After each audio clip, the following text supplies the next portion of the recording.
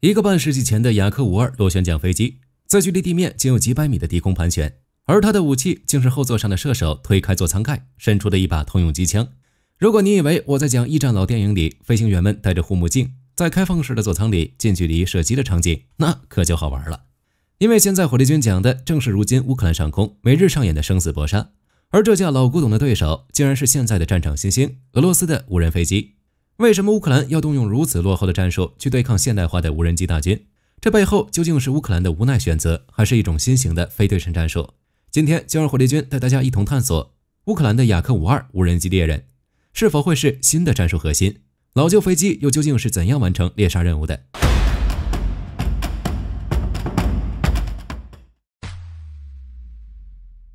要理解这种战术，我们必须先弄清楚乌克兰现在所面对的敌人都有哪些。首先登场的自然是名气最大也是最具战略威胁的对手，由伊朗设计、俄罗斯大量部署的歼程者136自杀式无人机，俄军代号天竺葵2。这玩意儿吧，你说它先进，它一点也不先进，没有隐形能力，飞得比老式客机还慢，而且它那台活塞发动机工作起来的声音，更是被乌克兰人形象地称为空中摩托车，可想而知这噪音有多大。但就是这么个看起来不怎么样的家伙，却是个不折不扣的重锤杀手。他的任务非常单纯，搭载着30-40公斤的炸药，像一枚会自己飞的炮弹，穿越数百公里的空域，对乌克兰的发电厂、变电站、港口和民宅发动单程自杀式袭击。而这背后其实就是俄罗斯一场精心策划的阳谋，那就是一场针对乌克兰整个防空体系的经济消耗战。火力军带大家来算一笔简单的账，一架天竺葵的成本大约在2万到5万美元之间，而拦截它的一枚美制爱国者 PAC-3 飞弹造价高达400万美元，一枚德制的 IRST 飞弹也要价约40万美元。单看直面数据就能看出来，这是一个极其悬殊，甚至可以说是荒谬的交换比。你用一枚顶级跑车的钱去打一辆二手摩托车，就算打中了，你的心也在滴血。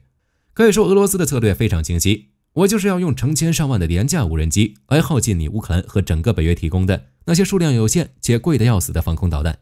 而如果说天竺葵是负责攻城拔寨的重锤，那么海鹰石就是那个躲在暗处为重锤指引方向的眼镜。海鹰石是俄军使用最广泛也是最臭名昭著的战术侦察无人机，它的体型比天竺葵小得多，搭载的也不是炸药，而是高清摄像机和各种传感器。它的主要任务就是盘旋在天空，不知疲倦地监视着乌军的阵地、火炮位置和部队调动。它的性能特点同样是飞得低、速度慢、体积小。海鹰石的巡航速度只有110公里每小时，比天竺葵还慢，但它的战略价值极高。这可是俄军炮兵的眼睛，一旦他锁定了一个目标，几分钟内铺天盖地的炮弹就会砸下来。可以说击落一架海鹰石就可能等于挽回了局部战场的危局。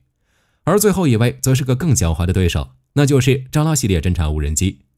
与海鹰石相比，它特点是更小、更安静，甚至有些型号采用了飞翼布局和电动马达，使得它在空中更难被肉眼发现，也更难被声学系统捕捉到。这么个战场飞贼，击落它的难点不在于追不上，而在于找不到。好了，现在战场情况很明朗了，面对这3位造成的极为头疼的局面，乌克兰必须找到一个能同时应对这3种威胁且成本低廉的万金油方案，不然比消耗，乌克兰可没俄罗斯那么狠。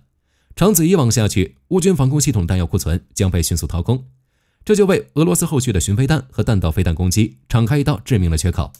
在这种极端的压力之下，乌克兰的指挥官只好将目光放到更为廉价的替代品上，那就是雅科夫列夫雅科52。如果我们去翻阅空战史，你会发现雅科52的战绩一片空白，他从未在任何一场空战中击落过敌机，因为他从来就不是为了空战而设计的。作为诞生于1970年代的苏联教练机，雅科52可以说是整个华约集团国家飞行员们的第一款座驾。可以说，今天在乌克兰上空驾驶着米格29和苏27的飞行员中，有相当一部分人的启蒙老师就是雅科52。虽说它坚固的机身、出色的操控性和相对低廉的维护成本，都使雅科52在各大航展上大放异彩。但火力军也好奇，究竟是什么样的性能会让乌克兰决定选用雅科52去对抗无人机的呢？首先，我们先来看看雅科52的动力系统，那就是雅科52搭载的一台 M14P 9缸星型活塞发动机。这种发动机以其极高的可靠性和独特的轰鸣声而闻名，更重要的是它的机身采用全金属半硬壳式结构，这种结构强度极高，而坚固机身也意味着它在执行空中撞击等高风险动作时拥有更高的生存几率。其次就是雅科52的设计精髓，那就是它的气动布局与操控性。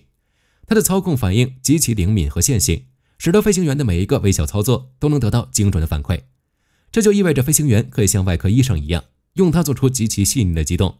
在近距离稳定地跟踪一个飘忽的无人机时，这种指哪儿打哪儿的操纵性，更是为它提供了作为一个稳定射击平台的基础。而第3点则是雅克52最核心的优势，那就是完美的速度窗口。只要理解了这一点，就能明白乌克兰选择雅克52并不是随便乱来的。在这里，火力军要先给大家列组数据。俄国见证者136无人机的巡航速度大约是180公里每小时，而雅克52呢，它的时速速度极低，巡航速度可以轻松维持在190公里每小时，而最大速度又能拉到285公里每小时。这是什么概念？这意味着雅克52可以毫不费力地减速到和无人机几乎一样的速度，像个幽灵一样在旁边伴飞。同时，它又有足够的剩余动力，可以在需要时迅速加速，抢占有利攻击阵位。这就是火力军所说的完美的速度窗口。毕竟，要是让一架时速2000公里的超音速战斗机去追一辆时速180的摩托车，那是折磨；而雅克52去追，则是量身定制，显得游刃有余了。第4点更是雅克52最大的特点，那就是它有一个经典的双人座舱。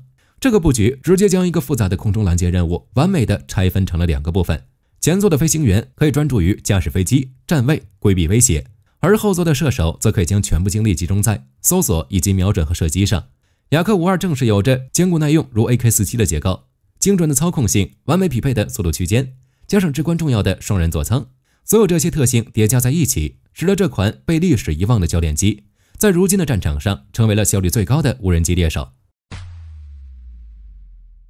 那么，让我们从实战出发，看一看一次完美的猎杀从情报到战果究竟是如何实现的。现在，火力军和大家就是一对典型的雅克52机组，代号猎人1号。让我们来完整体验一次惊心动魄的空中任务。首先，任务的起点并非像电影那样来自传统雷达荧幕上的一个闪烁光点，在大多数情况下，我们判别威胁的方式来自于声音。在广袤的乌克兰乡村、城市屋顶和森林深处，一套先进的声学探测系统正静静地聆听。突然，一个隐蔽的感应器捕捉到了一种低沉的嗡鸣声，系统的算法立刻开始工作。附近的其他几个感应器也捕捉到了同样的声音，数据被迅速上传，交叉比对。最终，一台见证者136无人机的大致方位、它的飞行高度以及估算的时速立刻被统计出来。警报瞬间，相关任务简报就传送到了我们猎人1号机组的待命室，内容简洁而致命。只要敌机方位、目标类型以及拦截指令，我作为代号大师的飞行员和大家作为后座的射手，代号忍者，立即展开了行动。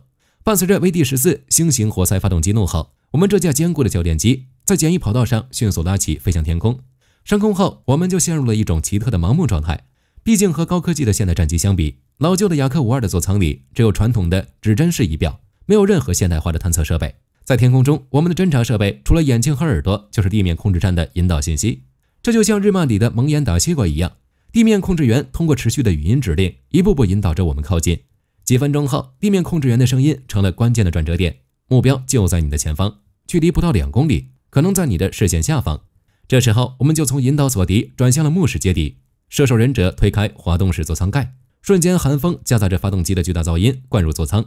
忍者探出半个身子，带着护目镜的双眼扫视着下方天空。时间1分1秒过去，突然在他的左下方，一个不协调的灰色三角翼轮廓出现了。发现目标，我的9点钟方向，低50度飞行员立刻轻推操纵杆，飞机一个平稳的侧身下滑，开始小心翼翼的前行。此时的火力军必须精准地控制着飞机，将自己置于无人机的侧后方，高度还要略高于目标。之所以选择这个位置，主要是这里既能为射手提供无遮挡的射击视角，又可以避免无人机爆炸后我们操作的飞机直接撞上碎片区的风险。此时，雅克52出色的低速性能展现得淋漓尽致，它能像幽灵一样以几乎相同的速度挂在无人机身旁。此时，飞行员的任务已经完成了，飞机后座的忍者则会将自己牢牢固定在座舱边缘，架起了手中的 PKM 通用机枪，它将会瞄准无人机的发动机和机身中部，那里是无人机的燃料和战斗部所在。随着机枪的短点射开始，第一轮点射准确命中，无人机的机翼被打出几个破洞，飞行姿态开始变得不稳。接着是第2轮、第3轮，直到子弹最终撕裂油箱或引信时，无人机化作一团火球向地面坠去。然而，实战中也会出现一些意外情况，比如机枪卡弹或者弹药耗尽。无人机即将飞抵重要目标上空时，飞行员也会选择最古老也最悲壮的战术——空中撞击。得益于雅克52的坚固性，这种空中撞击并非是自杀式攻击。飞行员的目标不是用机身去撞，而是凭借外科手术般的精准，用自己坚固的机翼翼尖去削掉或是撬动无人机的机翼或尾翼，伴随着一声沉闷的撞击和机身的微微颤动，无人机会失控翻滚，滚向大地。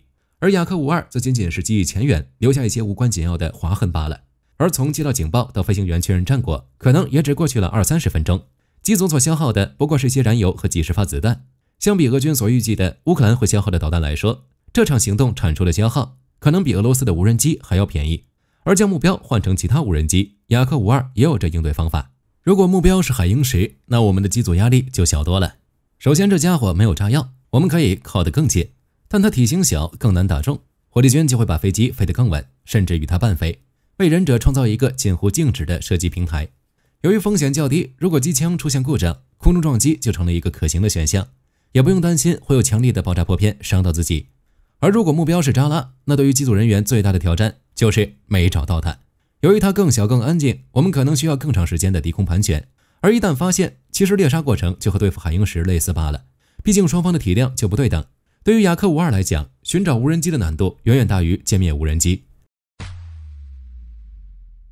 而在火力军看来，雅克52猎杀无人机从根本上宣告了俄罗斯消耗乌克兰的计划的失败。首先，数据不会说谎。根据乌克兰军方的说法，由雅克52等轻型飞机组成的低空猎杀部队，其战果稳定地占到了每日防空总战果的10%到12%，这证明了它是一种成体系、可持续且高效的防御手段。而雅克52的成功也解放了乌克兰最宝贵的防空资产。而从最初被迫应战的无奈之举，到如今成为一套成熟高效的防空战术，乌克兰的雅克52无人机猎人正在向世界展示现代战争的另一种可能。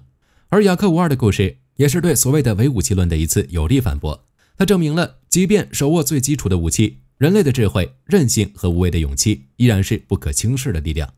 好了，关于俄乌上空雅克52教练机追杀无人机的故事，火力军就和大家聊到这里。如果你喜欢火力军本期视频，别忘了点赞关注，也欢迎在评论区分享你的看法，或者聊聊你认为未来的战争中还将出现哪些古董级武器焕发第二春的，也欢迎在评论区分享给大家。我们下期再见。好的，各位观众，今天给大家推荐一款 T 恤，不仅超有态度，还堪称性价比之王。首先，它超级轻，拿在手上轻飘飘，穿上身更是零负担，舒服到让你忘了它的存在。其次，面料具透气，就像会呼吸一样，就算在外面跑一天，也能保持干爽，彻底告别黏腻感。最关键的是，价格真的让我惊掉下巴，仅需很少的钱，你就能拥有这份清爽。质量和舒适度绝对远超这个价位，闭着眼入都不亏，多买几件换着穿也毫无压力。链接已经给你们上了，这种宝藏 T 恤手慢无，赶紧去抢。